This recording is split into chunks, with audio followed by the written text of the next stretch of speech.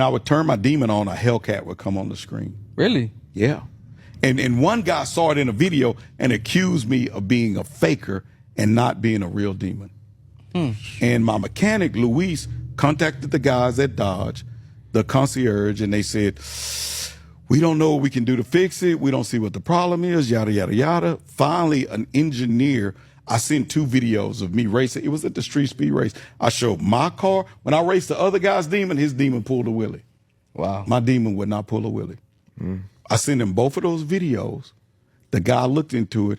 He contacted me and said, Demonology, not only was your car sent with the wrong program, we had like 1,500 demons that were sent with the wrong programs. I think it was 15 or 1,200 had the wrong program in them. Recall.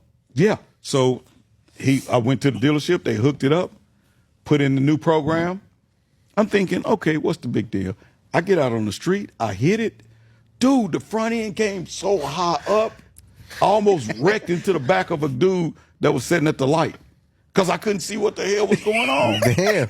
Then I took the car to the track and it was a wheelie fest.